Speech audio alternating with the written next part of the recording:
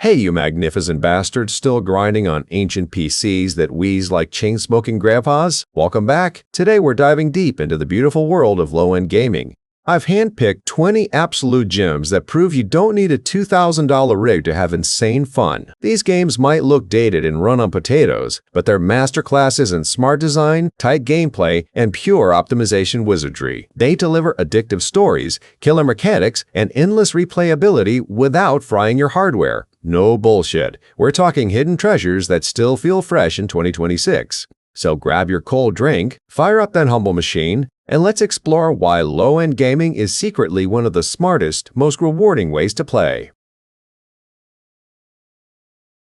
First up is Dishonored, an absolute masterclass in the immersive sim genre that drops you into Dunwall, a gritty steampunk city powered by whale oil and completely ravaged by a disgusting rat plague. You play as Corvo Atano, a legendary bodyguard framed for the Empress's murder who has to bust out of prison to get some goddamn revenge. What sets this game completely apart is its reactive chaos system.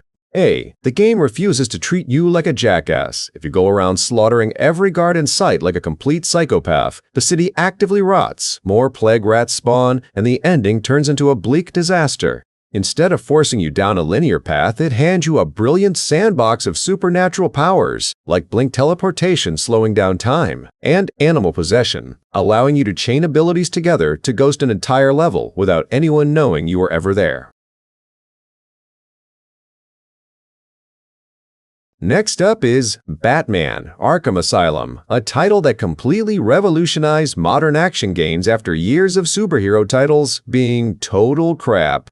The story kicks off with Batman delivering the Joker to the facility, only for the clown to trap the Dark Knight inside a madhouse overrun by Gotham's most unhinged lunatics. Structurally, the game is secretly a genius. Metroidvania, utilizing a dense, atmospheric map where areas stay locked until you unlock specific gadgets like explosive gel or the Batclaw.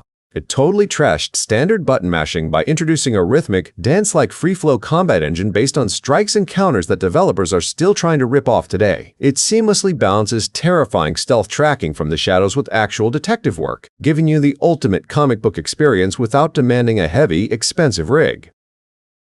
Next up is BioShock, a masterclass in environmental storytelling that traps you in Rapture, a crumbling underwater objectivist utopia that went completely to hell. You play as a plane crash survivor who has to inject sketchy, genetically modifying plasmids directly into your veins just to fight off mutated citizens. What makes this game an absolute masterpiece is the way it mixes traditional shooter mechanics with elemental powers, letting you flood a room with water and then fry a group of wankers with lightning from your bare hands.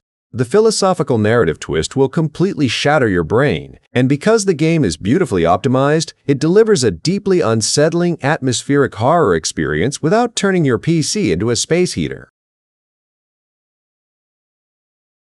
Moving on, we have Portal, a brilliantly compact puzzle game set inside the sterile, passive-aggressive testing facilities of Aperture Science. You are armed with a device that shoots physics, defying interconnected portals, forcing you to completely break your brain to figure out how momentum and spatial geometry work. The plot is simple but dark, driven entirely by the iconic AI GLaDOS, who promises you cake while actively trying to murder you in the name of science.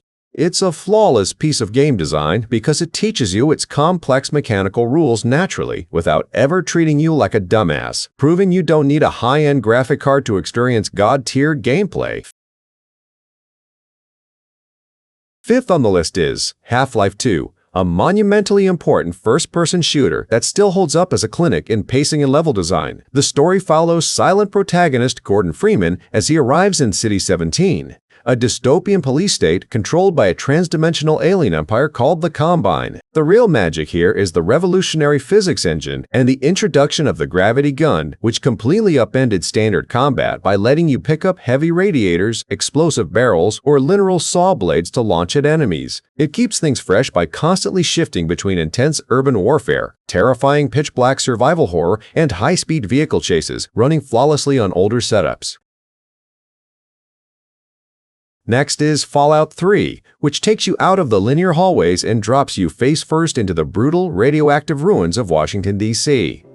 After escaping the safety of an underground bunker to search for your missing father, You are left entirely to your own devices in a massive, bleak open world. The game stands out thanks to its VATS combat system, a tactical mechanic that lets you freeze time, calculate hit percentages, and target specific limbs to blow enemies apart in cinematic slow motion. It perfectly balances dark, retro-futuristic humor with heavy moral choices that actually alter the wasteland's towns, providing an absurd amount of RPG depth that won't choke your CPU. 7th on the list is Call of Duty 4 Modern Warfare, the definitive title that dragged the entire first-person shooter genre out of World War II and into the modern era. The campaign plays out like a gritty, fast-paced geopolitical thriller, switching perspectives between a British SAS commando and a US Marine to capture the chaos of modern warfare. It completely revolutionized the industry by introducing snappy, highly responsive gunplay and legendary cinematic sequences, like the masterfully tense, disguised sniper mission in the ghost town of Chernobyl. It's an incredibly tight, adrenaline-fueled package that runs smoothly on almost any hardware while still delivering massive impact. Moving along, we have Grand Theft Auto San Andreas, an absolute giant of an open world that completely blew minds back in the day. The story follows CJ returning home to Los Santos, where he gets dragged right back into the gang life and ends up building a massive criminal empire across 3 entire fictional cities. What makes this game legendary is the sheer ridiculous amount of freedom it gives you. It introduced deep RPG mechanics where you actually have to work out at the gym, customize your driving skills, buy up properties, and wage massive territory wars. It completely redefined what a sandbox game could be, packing the world with dark humor, unforgettable radio stations, and a massive map that runs flawlessly on literally any old machine today. Next up is Assassin's Creed 2, which takes you out of the repetitive loops of the first game and drops you straight into Renaissance Italy. You follow Ezio Auditore on a decade-long quest for vengeance after some corrupt dickheads murder his family, transforming him from a cocky nobleman into a master assassin. The game completely fixed its predecessor's flaws by introducing a deep economic system, hidden blade upgrades designed by Leonardo da Vinci, and varied mission structures.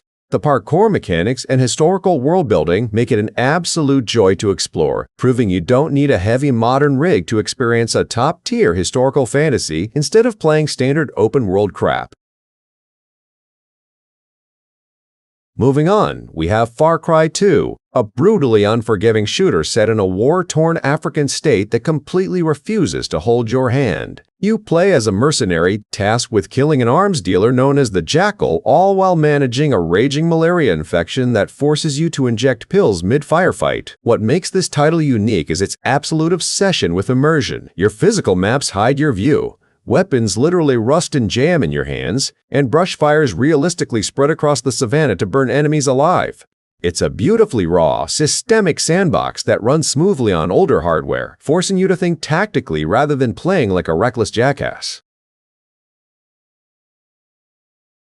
11th on the list is Dead Space, a masterclass in sci-fi survival horror that traps you on the USG Ishimura, a silent planet cracker spaceship completely overrun by mutated alien monstrosities. You play as Isaac Clarke, an engineer who isn't some elite soldier, meaning you have to use industrial mining tools like the plasma cutter to strategically dismember the limbs of enemies rather than aiming for the head. The game is genius because it completely eliminates the traditional HUD, plastering your health bar right onto Isaac's spine and projecting holographic menus directly into the game world. It delivers an incredibly tense, pitch-black atmospheric nightmare that runs flawlessly without cooking your CPU.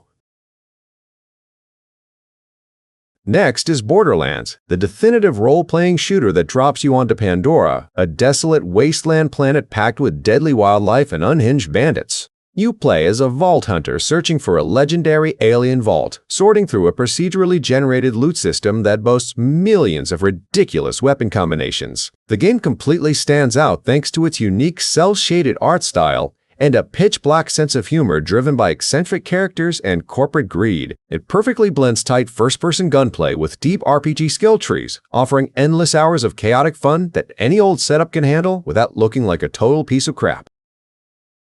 13th on the list is Need for Speed Most Wanted, an absolute peak-era racing game that drops you into the gritty, industrial streets of Rockport. The plot is simple. A cheating wanker steals your ride, and you have to race your way up a 15-member blacklist of the city's top drivers to get it back. What makes it legendary is the intense, high-stakes police pursuit system where cops actively adapt to your driving strategy, using spike strips, roadblocks, and heavy SUVs to take you down. It perfectly blends arcade tuning with a phenomenal soundtrack, delivering pure adrenaline that runs like a dream on older setups. Next up is Mass Effect 2, a god-tier sci-fi RPG that focuses on a literal suicide mission into deep space. You play as Commander Shepard, tasked with assembling a ragtag team of the galaxy's most dangerous specialists to stop an alien threat from harvesting human colonies. What makes it incredibly unique is the save file transfer system, meaning that choices, friendships, and deaths from the first game directly alter the narrative and how these characters treat you. The dialogue system forces you to make split-second moral decisions, and the combat is incredibly tight, offering massive tactical depth that runs flawlessly on older systems without making you look like a clueless jackass.